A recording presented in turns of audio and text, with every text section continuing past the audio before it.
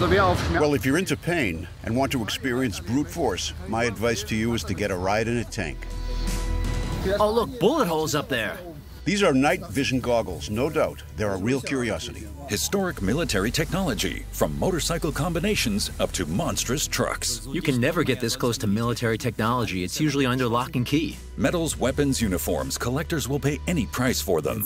Now there are people around, like these oligarchs, who have big money. So when they buy an object for $500,000, they just take it out of petty cash. The duel of the tanks. Well, I think the Leopard may be more fun to drive than the Russian BMP, but we'll have to see. I'm really looking forward to it. Out of sight, in the middle of a woodland, lies one of Germany's biggest bunkers, codename Fuchsbow.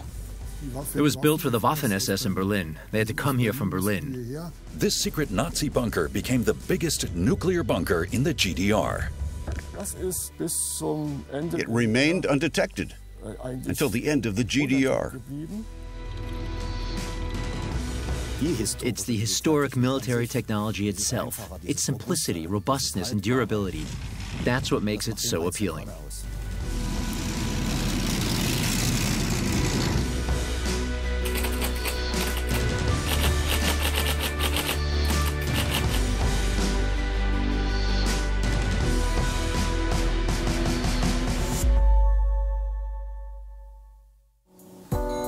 A Saturday morning in the country in the heart of Brandenburg. Nothing can spoil this idyll until the engine of a Russian tank roars out. Welcome to Europe's biggest tank fun driving school. Here, clay soil, tank barriers, and mud holes await the student drivers. We started this 15 years ago when we opened the first tank fun driving school in the world. Nothing like this existed anywhere yet. What can a guest expect if he comes here? After a short safety briefing, mainly lots of fun. But ultimately, it's all about technology here, about getting a feel for driving a tank and for off-road driving. This way, everyone can see and experience that these are machines that were built for rough terrain, that are ideal for rough terrain. Everyone should give it a try. The driving school offers a choice between a Russian T-55 recovery tank with a 600 horsepower engine, the infantry fighting vehicle BMP, which reaches speeds of up to 65 kilometers an hour, and a German Leopard 1 main battle tank. The Leopard 1 was the first tank to be developed in Germany after 1945. It has a length of just under 10 meters, and it's armed with a rifled gun and 2 machine guns.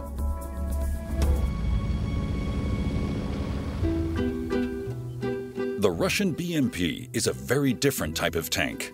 This infantry fighting vehicle was introduced in 1966, and it combines speed with heavy armament and a capacity to transport up to 11 soldiers. The BMP-1 is an amphibious tank with an extremely flat design. It was armed with 1 gun and an anti-tank guided missile launcher. However, it was mostly used as a fast and agile infantry transport vehicle. All the tanks that are put into action here on the 25 acres of rough terrain in between canola fields and horse paddocks have been properly demilitarized. Nobody comes here to play at war anymore. It's experiencing technology that fascinates the guests. It's the historic military technology itself, its simplicity, robustness, and durability to handle that. At the same time, it's not all that easy either. There's always a certain risk involved. It's not a computer game. A tank is not a modern car that handles easily and smoothly and offers you a good view. It's a unique and somewhat constrained experience, but that's what makes it so appealing. If you want to drive a tank, you have to be over 16 years of age for physical reasons. There is no upper age limit. We just like to drive tanks, just like our many thousands of guests do. Even women. More than 40% of those who come here to drive a tank are women. Took us by surprise at first, too. We never expected that, but that's the way it is. Even women really enjoy it. Nearly 100 visitors come to Beerfelde every weekend. Sabina and Alexander want to experience the kick of driving a tank as well. They drove 100 kilometers just to get here. I've never driven a tank before, and I'm really looking forward to it. Just to drive around with so much horsepower and so much steel around me. For 160 euros, everyone can drive one of these tracked vehicles for a half an hour. Change of location. Every year, one of Germany's biggest military technology conventions takes place in Finowfurt. On the grounds of the Aviation Museum, people can marvel at the real-life historic military technology. It's the sheer size. You can't get this close to military technology anywhere else. It's usually under lock and key. So when people see these things up close and realize the power that's behind them, I think that's the ultimate fascination. Christian, Renee, and Candy have been interested in military technology for years. Well, it's the appeal of military technology. This convention only takes place once a year, so being able to enjoy the moment of seeing so many vehicles here, just the technology of these vehicles, their weight, their heaviness, their mass, being able to drive these things. What immediately catches their eye is an American Hummer. Everyone knows the Hummer from the U.S. forces. They are often deployed on missions, and they prove to be successful. They're sturdy, their engineering is simple, but they are extremely powerful, so you can drive them through very rough terrain. Due to a high level of public interest caused, among other things, by the coverage of the Gulf War, a civilian model, the Hummer H1, was released in 1992. The amount of military old-timers at Finowfurt is enormous. Around 20,000 visitors come here every year. On this huge outdoor site, they can feast their eyes on Russian, American, and German military technology from the last century. Even though it's a bright, sunny day, our three military technology fans are drawn into the darkness of an old airplane hangar. Among other things, airplanes from World War II are on display here. Oh wow, this is very exciting and fascinating. A fighter plane from World War II. Crazy. It's great that they managed to find so many of these parts, that alone, with bullet holes. Even the engine is still in relatively good condition. That's pretty rare. The Ilyushin IL-2 was a Russian ground attack aircraft from World War II. This plane wreck was put together from parts of several crashed airplanes. Look at this. This is a flak from World War II. It has a maximum ceiling of 10 kilometers and a range of 15 kilometers. Insane, right? Yeah, but you really have to work it. The 8.8 centimeter flak was a German anti-aircraft gun that was mainly built and used during World War II. It was often deployed against ground targets as well. It was able to fire 15 to 20 rounds per minute.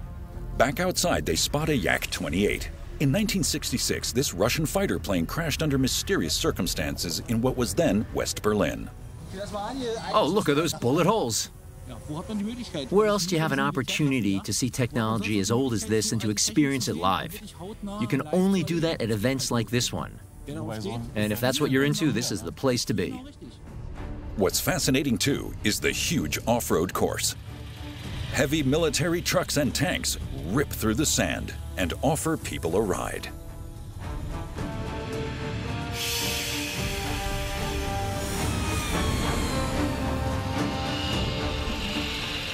A very special experience is seeing this Tatra with 12 cylinders. It has a fuel consumption of 50 liters per 100 kilometers and has 8x8 all-wheel drive. We'll meet Andreas in a minute, who owns this, and then we'll take it for a spin through this terrain. The Tatra 813 is a heavy Czech truck with all-wheel drive. It was initially designed for the military, but several models for civilian use were also produced. A collector presents both versions at the convention. Right. Let's get in then, okay? Renee, let's go.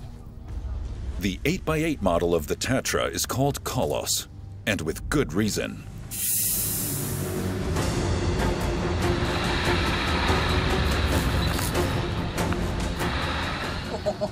Look at that. Crazy. It's crazy. Several differentials and axles can be locked, which makes the truck extremely suitable for off-road terrain. Andreas, you're totally crazy.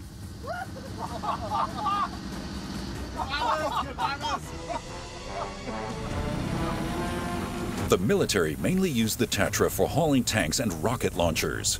A truck like a mountain. The adrenaline rushing through your body. I hardly know where I'm at.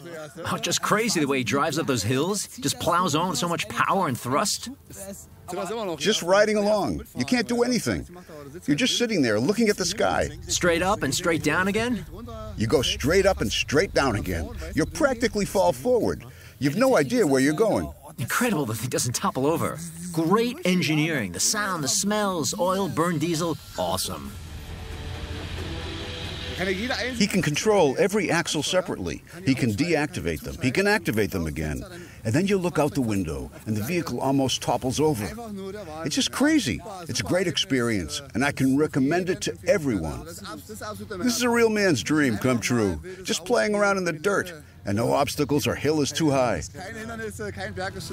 Also present, the Russian infantry fighting vehicle BMP-1. It rips swiftly through the terrain while offering a lift to 8 daredevils. Well, the next highlight is definitely getting a ride in a tank. Let's see if the tank can top that. Exactly. The tank has to top the truck. There'll be a difference in the noise alone, and in comfort, too. We'll be shaking lots more. A ride in a tank is a must at such an event. Yeah, that's the difference between tracks and wheels. A military technology convention without a ride in a tank is a no-go. It's a completely different thing, right? We'll just see what happens in round 2. It's now noon in Finowfurt, and the grounds are filling up. Change of location. Here, close to Berlin, near the Scharmützelsee and freeway to Fürstenwalde, is a mysterious place. In the middle of the forest lies one of the most secretive subterranean bunker systems, the Fuchsbow. It was initially built for the Waffen-SS, but later it served as the main air defense command post of the GDR.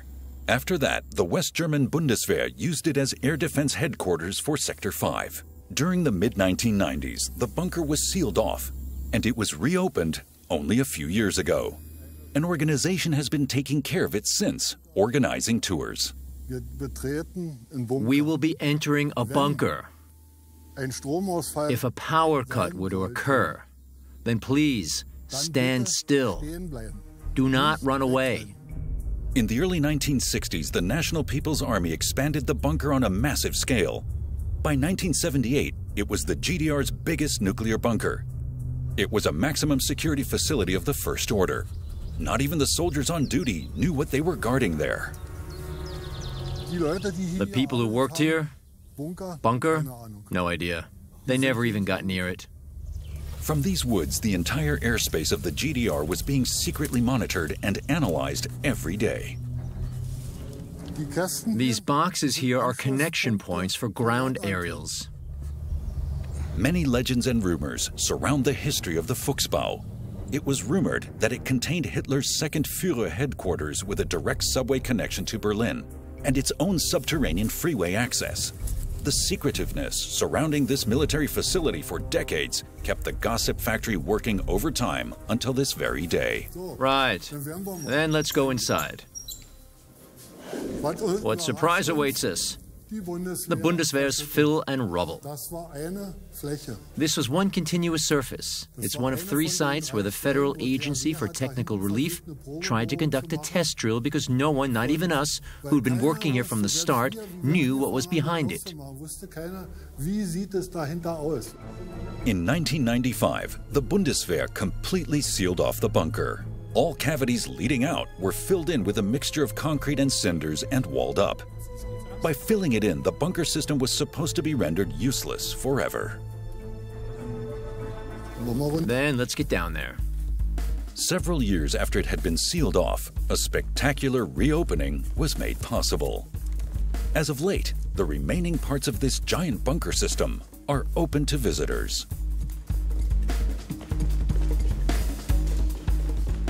These stairs were filled in right up to where that corner is. The workers kept running out of air after 20 minutes.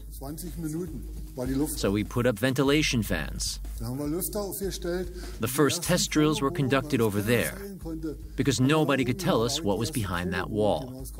The wall was sealed off. The filling material was right up to here. We knew this was the exit, but we didn't know where it went on from there behind the wall. Down and down they go, level after level. Nuclear-proof steel doors weighing several tons open up to reveal corridor after corridor. Without the knowledgeable guide, visitors could easily get lost here. We will now enter the old part that was built between 1942 and 44. Since Berlin was facing a growing threat from the air in the spring of 1943, it was decided to move several important departments elsewhere. It was all done under the utmost secrecy. It was built for the Waffen-SS in Berlin. They had to come here from Berlin. Within a single year, the most vital subterranean telecommunication exchange for Himmler's SS was created here. That's what the bunker was built for, so it could be used as a repeater and broadcasting station.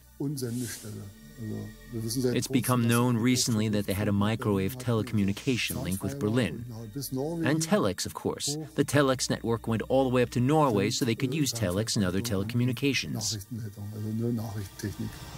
By the end of 1944, the Waffen-SS had developed its own telex network that spread out all over Europe like a spider web. The network's newly installed cables all came together in the Fuchsbow.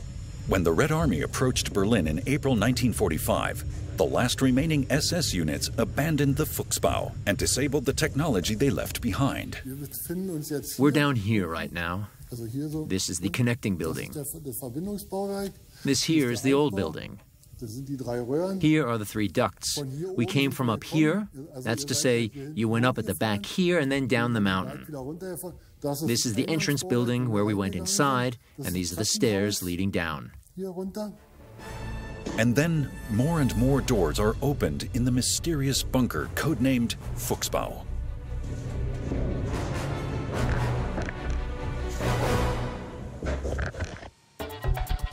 Back in Finowfurt, one of the biggest exhibitions of historic military technology takes place. The two military technology fans, Christian and René, are on their way to a nearby airport. There, the visitors of the convention will board a helicopter for a spectacular tour. Former military pilot Christian Schneid is waiting for the two fans next to his R-44. I don't think the contrast between the two helicopters could be greater. I used to fly a CH-53 for the military. Its maximum takeoff weight is about 19 tons, whereas this one has a maximum of only almost a ton. So yeah, the contrast is quite stark if you compare those two aircraft. I think you could easily park 3 of these into the cargo bay of the CH-53. The CH-53 is a medium transport helicopter. It can fly missions night or day in nearly every climate zone. Right, René, let's go. You scared? We'll see. If we'll get down again, all right. We'll be flying at round about 90 knots at about 1,000 feet. That's more or less 330 meters.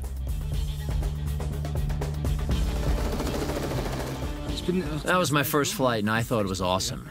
Especially the takeoff. You could really feel the engine there. It was insanely loud, and it took off like a rocket. Especially the thrust you felt going forward. Because it doesn't start vertically. Exactly. But instead lifts up in the air and then shoots forward, so you really feel the forward thrust. It's incredible. Yeah, you get shaken in the wind gusts. Yes, and those gusts, the whole thing is shaking inside and the communication breaks off, and you start to panic because you have no control over the situation. But still, it's great feeling anyway. For Christian and René, it's time to head back to the convention grounds. Every year for one whole weekend, a huge variety of historic military technology is presented to thousands of visitors.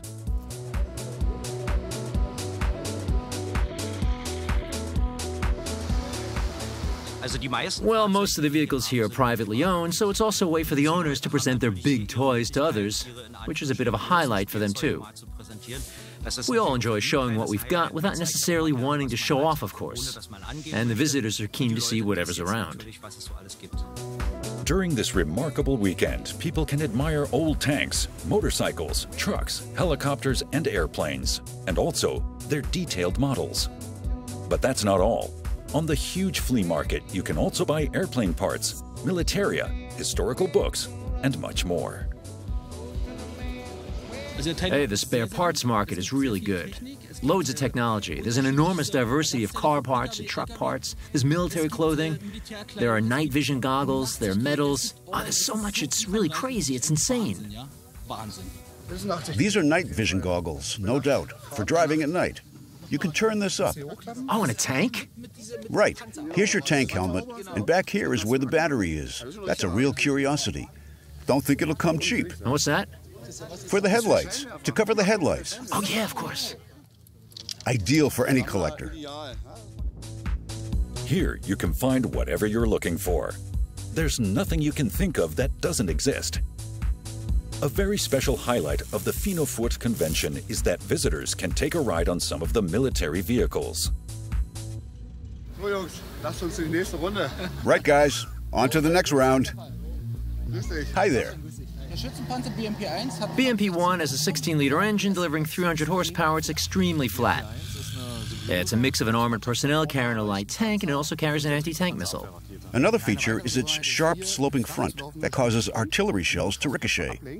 In the 80s, the Soviets used them to march into Afghanistan. There was just enough room in the tank for the crew plus 8 soldiers. Definitely. Pretty cramped.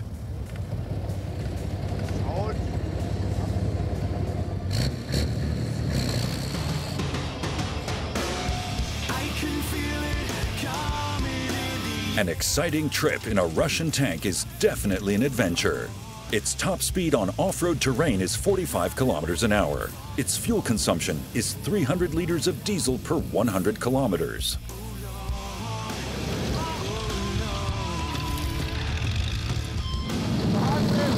Crazy. Fantastic. Well, if you're into pain and you want to experience brute force, my advice to you is to get a ride in a tank. Only a few hours ago, the 3 guys drove through the same course in a Tatra truck. Well, it's hard to compare getting a ride in a truck and in a tank. It drives through the same terrain, the hills are the same, and both vehicles seem to get through equally well. But at the same time, it's a completely different experience. The tank is just brute force, no luxury whatsoever. You get thrown about in there and you're completely at its mercy. The truck handles far more sensitively, and it's a little more comfortable.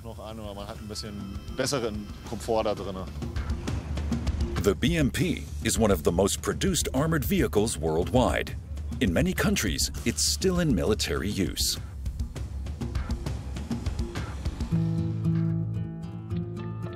Historic military technology isn't just about tanks or fighter planes. Militaria is part of it too.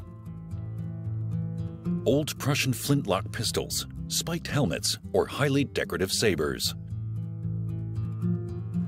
Well-preserved items are very rare and sought after. Karl-Heinz George is a well-known Militaria collector and dealer in Germany. War surplus is a wide field, really, because it covers quite a lot. There are helmet collectors, there are uniform collectors, there are all kinds of weapons collectors, some of whom specialize in sabers, bayonets. Some of them only collect bayonets. There are even those who only collect unusual bayonets, extra bayonets, of which there aren't too many around. Then you have your medal collectors, badge collectors. There are those who collect literature and so on. George has been a collector for more than 40 years.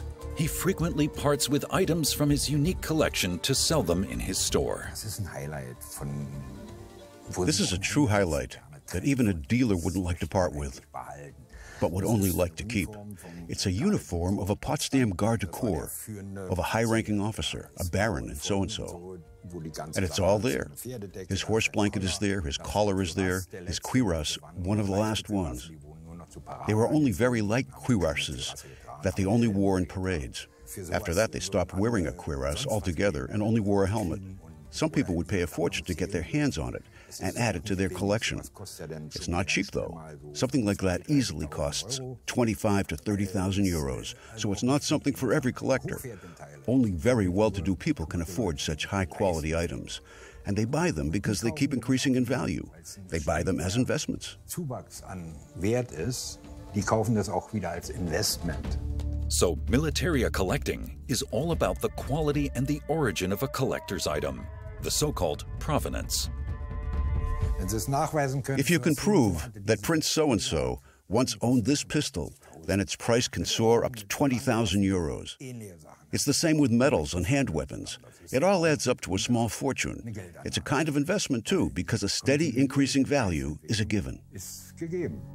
Yet where there's light, there's shadow. Anything that makes money will also be copied. How good these copies are is a different matter altogether. Some of them are very crude. People hold it up 30 feet away and I say, keep it. There are also pieces that I have to study for an hour with a magnifying glass before I can find the mistake. You know, that's life. Forgeries are usually undetectable for amateurs. What seems to be a bargain at first often turns out to be a worthless copy. The safest way is to buy valuable historic militaria from a recognized dealer. At least he will be available as a contact person even after the sale. This is a good example. Here we have the Knight's Cross with oak leaves and swords from the time between 1933 and 1945. I think no more than 26 or 29 of these have been awarded, more or less. At the same time, I know of at least 60 collectors who claim to have an original one. And that's how it is with many items. If you have a medal like this, and you also have the 2 large certificates, and you have the case, then we're talking about 60 to 70,000 euros easily. But like I said, there are so many people who say they have one, so that makes it rather suspect, you know.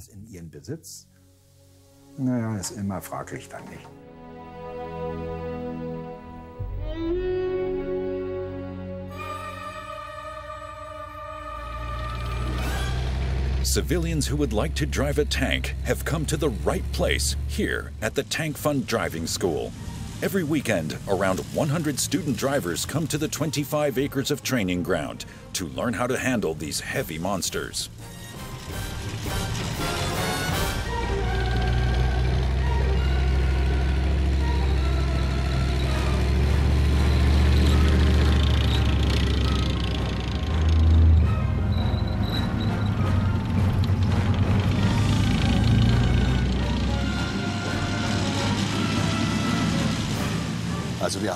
Well, we've had lots of foreign guests, with the most distant ones from New Zealand. We had people from Iceland, the US, England, and from everywhere. 40% of our guests are women. And Germans too, of course. From housewives to bankers, everybody comes here. Even conscientious objectors, or total pacifists, who just want to experience what it's like. Even they want to drive a tank. So everyone. This weekend, Sabine and Alex also want to learn how to drive a tank. Jochen Schmidt first gives them a safety briefing about handling a track vehicle. As you can see, our driving course is fenced off. Obviously, you shouldn't step onto the course because if a tank would pass by. So to get into the tank, we always use a ladder.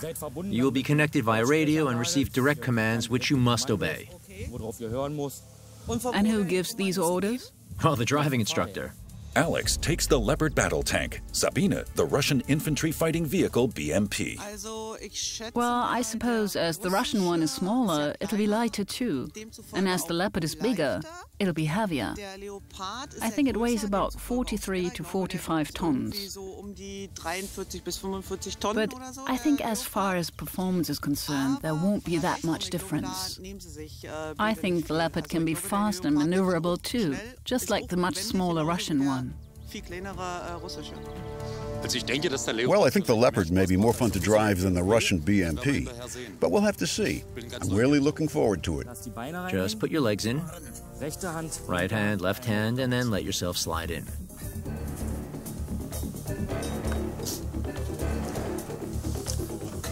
Okay, what am I looking at? Here you have your steering wheel, as always left, right. Then there are 2 floor pedals down there. Gas pedal and brake. Exactly. Next to it is the brake. Over here is your automatic transmission. And for neutral, hit the button, push the lever forward to V, and off you go. Here are your oil pressure and water temperature gauges. Keep checking them now and then while you're driving. They always have to be in the green area. I'll tell you the rest while you're driving. Sounds more like driving a VW Golf than a tank. But even adjusting the seat is already a problem. Things are a bit more primitive for Sabine, but she especially likes the Russian tank helmet. Then she's briefed on how to drive and handle the tank.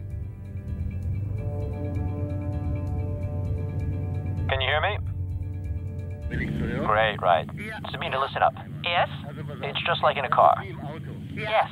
Clutch, brake, gas. You can see them down there, right? Yes? We use this to steer the tank. Yes? If we want to turn right, for instance, we press the yoke to the right. Now you'll notice a slight pushback here. Yes? That's position 1. This is what we steer with. Yes. If you were to push it further, the chain would get jammed, which is very dangerous at high speed, so don't push it beyond this. Okay. Right? You can and you must steer it yourself. Yes. Unless you hear a clear command. If I say, for example, right, you push it to the right until you hear me say straight ahead. Then and only then do you drive straight ahead again. Okay. Right? Alright, we start in second gear straight away. For second gear, you push the lever forward and straight up. Yes. Right, and here's the RPM gauge. Yes. We will drive between 1,005 and 2,000 RPMs. Okay. All set? All set. Right, now hit the clutch. Yes. Put in second gear. Forward and up. Yes. Step on the gas, release the clutch. Let it go. Take your foot off. Do it.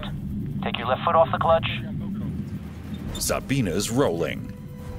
Alex is getting ready to start the Leopard. Are you ready? I'm ready. Right then, hit the button and put in forward.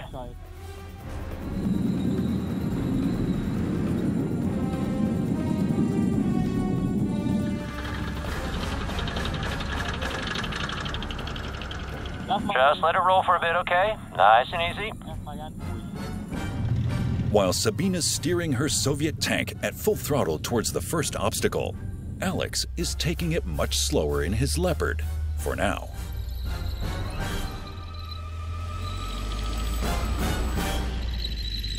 Meanwhile in Finowfurt, 20,000 visitors come face to face with military technology from the past century.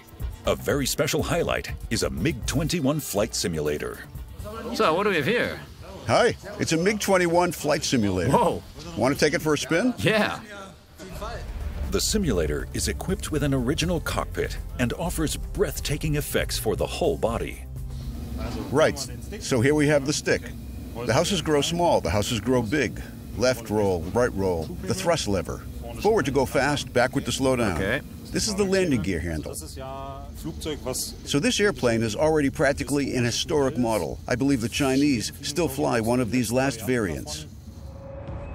The MiG-21 is an interceptor that was developed in the former Soviet Union. It was put into commission in 1959, and with a production of more than 10,000, it became one of the most produced fighter planes in the world. The MiG-21 was a commercial success and is still in service in many countries around the world. We thought it'd be really interesting, especially in connection with the museum, to bring a plane like this back to life so people can not only see it, but actually experience it. They can get in and get a feeling for what it used to be like. That's why we've decided to use the analog instruments instead of putting in new monitors. It gives the pilot a totally different kind of feedback, a different kind of feel. Now it's really identical to what it used to be like for the pilots flying these things. Original instruments and a huge monitor make this flight a unique experience. It feels very realistic. I mean, enough to make you sick. But it's a lot of fun. Realizing the dream of flight demands a lot of technology, even for a simulation, controlled by a high-performance computer. My head's spinning a little. Then it's Renee's turn to fly close to the stratosphere at supersonic speed or rush through urban canyons at low altitudes. I can really feel the bass coming from the back and all these instruments making crazy sounds. Add to that all these lights and stuff. The whole thing's really impressive, I must say. The seat's vibrating like mad too, so it's all pretty realistic, I guess. The flight simulation becomes even more realistic as soon as the cockpit is closed. This flight simulator was also used by NVA pilots for training purposes.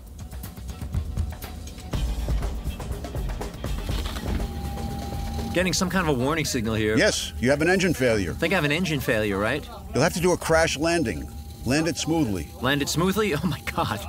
Land it smoothly. Yeah, okay. Pull the nose up. Pull it up.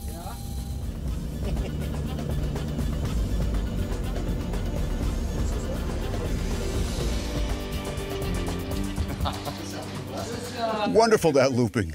That really did it. I made 3 turns. It was just insane. An awesome experience. That was a lot of fun, right? A wonderful experience. An absolute highlight to round off the event. I can recommend it to anyone. For one whole weekend, 20,000 visitors can admire the historic military technology presented by roughly 2,000 exhibitors. Europe's biggest tank fun driving school is in Beerfelde. Participants are allowed to drive a tank under guidance through off-road terrain. Right, first we'll drive up to there. Keep the RPM steady. That's just right. And left. Left. Sabine steers a Russian fighting vehicle through the course. At the helm of this Leopard 1 is Alexander. After a short briefing, the both of them head out onto the course, both under the expert guidance of a driving instructor.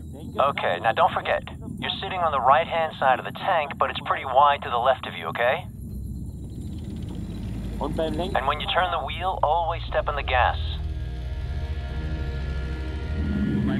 When you turn the wheel, step on the gas. Don't step on the gas while turning the wheel. No, when you turn the wheel, you do step on the gas. Step on the gas when you turn. And left, and go into 3rd gear. Slightly forward and down, that's it. Perfect. Where to now? Turn right. Now turn slightly to the left. And remember, you sit on the left-hand side of the tank, okay? Turn right. Step on the gas. And take your foot off the gas again. Straight ahead. Straight ahead. I can see you turn. After the briefing, every student driver is allowed on the course for 30 minutes. The Leopard's a pretty heavy piece of machinery, of course. I don't think it's quite as maneuverable as the Russian one, which is much lighter. You obviously don't notice any of the smaller bumps in the terrain at all in this heavy beast, and I'm astounded how little you get shaken up inside. For the Russian fighting vehicle, comfortable isn't the first word that comes to mind. Here you can still savor the old military technology unfiltered. Sabine's Russian fighting vehicle is amphibious, and it can overcome barriers of up to 70 centimeters high, and it's sporty in corners. Once I found out it's much easier to drive round a bend if you accelerate at the same time. So if you want to go to the left and you steer to the left while stepping on the gas, then you can really feel his ass breaking out. Hard steel on the outside, soft padding on the inside. That's student driver Alex's Leopard 1. Okay, now we got an obstacle in front of us, okay? A staircase with 2 steps, all right? We won't take them at full throttle. Instead, when you drive up to it, you keep the gas steady, and as soon as we're on top, you take your foot off the gas, and we roll down. Got it? Understood. And look through the periscope, you'll see a wonderful blue sky. A bit to the left, and step on it. Of course, a real highlight was what you can see behind me right now, that double ramp.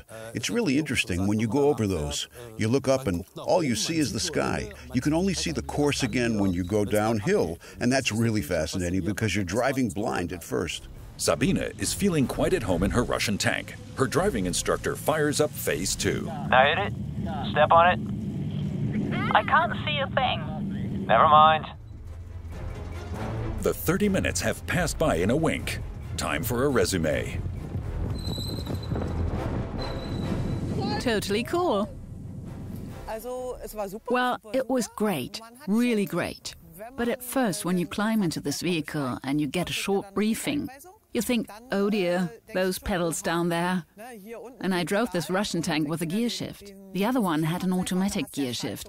You only had to go forward and backward. But in this one, you actually had to shift gears, 2nd, 3rd, 4th, and hit the clutch. So just like in a normal car or truck or something. But no, it was great. I'm really pumped. What really fascinates me is the technology. The fact that a machine with this tremendous power can so easily move through rough terrain. At the same time, you have to consider that these things were actually made for something that has nothing to do with fun whatsoever. And you have to separate these two facts.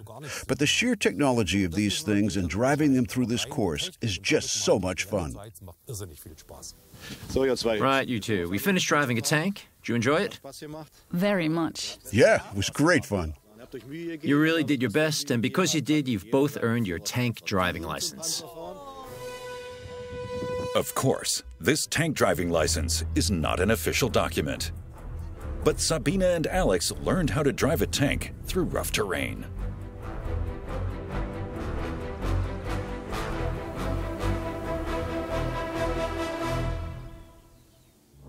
At Militaria collector and dealer Karl-Heinz George's store, you can find treasures from 3 centuries. Militaria, it doesn't only hold a promise of increasing value, it also refers to important historical background stories. Unfortunately, it's in man's nature, or at least history has always proven it to be so, that everything revolves around the military. There have always been uproars and battles and God knows what. And man always just followed all things military. How strong are you? How weak are you? Can you forge an alliance? And you could only do that with a sword. That's how it used to be. There's no denying it, although some would like to deny it. Even for a peasant uprising, they needed weapons. They couldn't just go ahead with nothing but a threshing tool. Some did because they didn't have sabers, but they needed hard weapons to fight against hard weapons. And that's what it was like for most of them. That was the course of history. Historic firearms are in particularly high demand among collectors. Before buying one, though, you should find out what is legal and what isn't. You don't fire older weapons that are more ambitiously priced. They are collector's items. Prices for high-quality weapons keep rising year after year. A Saxon pistol and things like that cost big money. They cost 15 to 20,000 euros easily. But they have special markings, bear crests, and so on. The only things that can top such items are those which verifiably belong to royalty. But you'd recognize those by their craftsmanship. They have iron cuttings and particular markings and so on and so forth. And most importantly, they bear a royal crest. So if you can prove that Prince so-and-so owned this gun, then it can cost up to 20,000. Of all collecting areas, Militaria is one of the most extensive.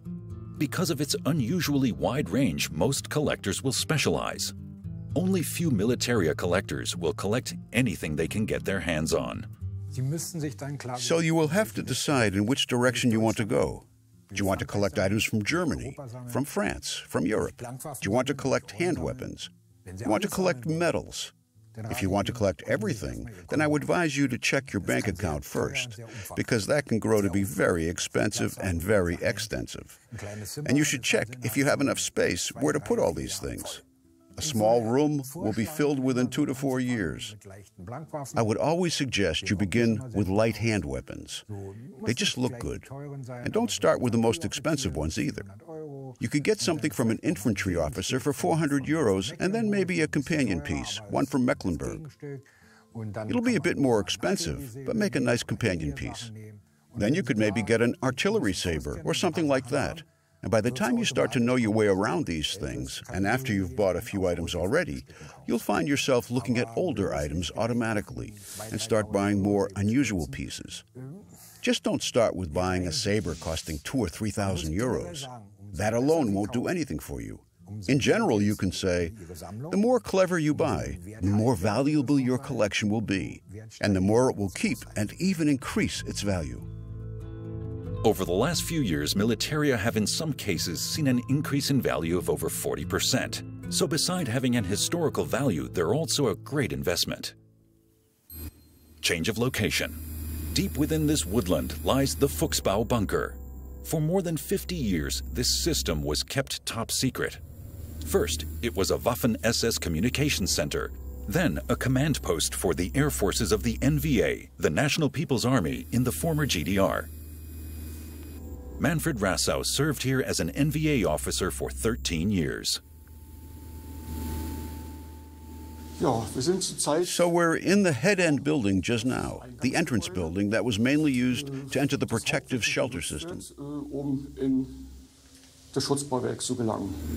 In case of war, the GDR's air defense would have been commanded from here.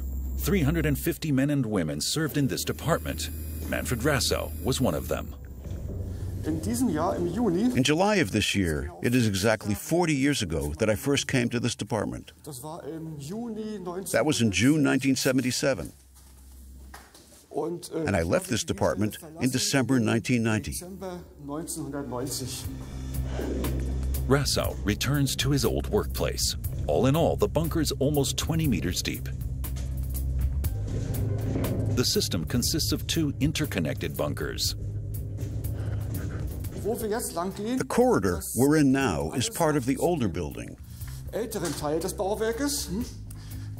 which was built during World War II. Watch out, mind your head, and never more than one at a time. A long concrete corridor leads from the former SS bunker into the GDR's biggest nuclear shelter. This was kind of like a shrine, to be honest. There used to be a door opener here, and not everyone was granted access. The heart of the Fuchsbow, the so-called command room. The digital guidance systems, ALMAS, which had cost 80 million Deutschmarks, used to be here.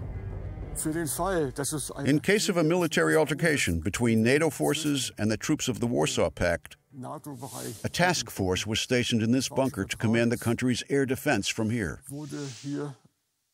Eine Gefechtsbesatzung stationiert, die von hier aus die Luftverteidigung des Landes lenken sollte. The airspace was under continuous surveillance 365 days of the year. The alarm sounded every day. Alarm wurde in sehr vielen Fällen ausgelöst, also das nannte sich dann. The alarm was raised quite often. That's what we called Alert Phase B1. A signaling installation was used to call us to our workstations. For instance, the alarm could be caused by NATO military planes nearing our borders. Usually they were air targets that could not be positively identified as enemy planes or friendly planes without identification. So then the final decision had to be made in Fürstenwalde. Und da musste dann die Entscheidung in Fürstenwalde getroffen werden. The minute enemy planes flew in the direction of the GDR, the alarm was sounded in the Fuchsbow, and immediately the NVA interceptors took off. It often happened that the alarm was raised due to the approach of one or more of the strategic reconnaissance planes, the SR-71s. They usually flew at a speed of 3,000 kilometers per hour and at a height of 20,000 meters or higher. The SR-71 was a Mach 3 reconnaissance plane that served with the U.S. Air Force since 1966. It had been developed for the CIA.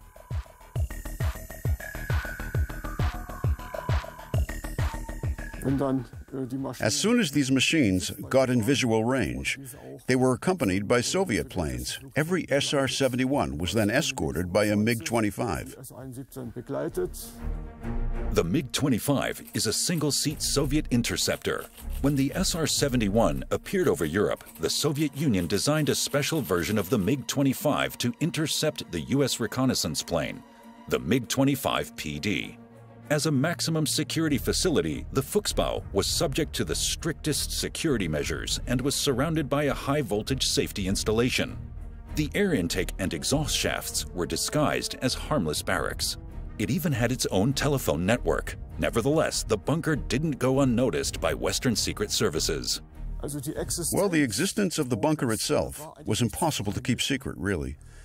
What they tried to conceal, and did so successfully, was the existence here of the highest command post of our country's air defense. And as far as I know, it remained undetected until the end of the GDR. Bis zum Ende der DDR eigentlich unentdeckt geblieben.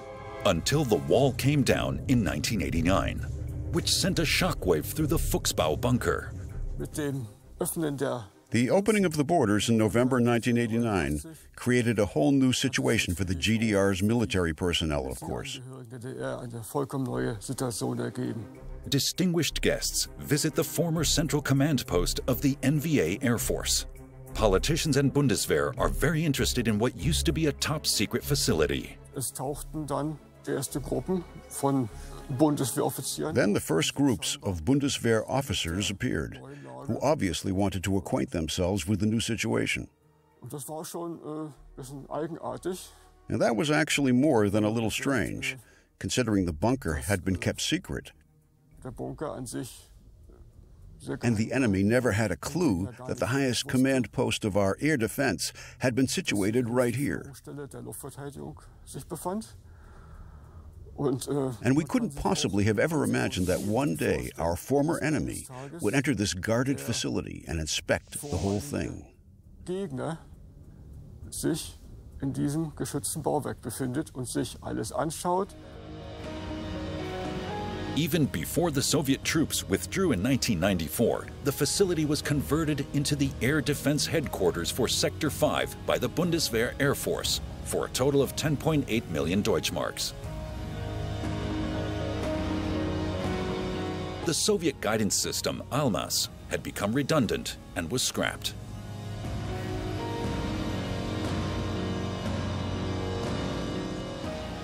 Over the 50 years of its existence, the Fuchsbow bunker witnessed 3 generations of Army personnel. In 1995, the bunker fell into a slumber. Historic military technology includes secret bunkers, civilian tank driving schools, high-priced Militaria, and thousands of people who are fascinated by the technology that was once used for military purposes.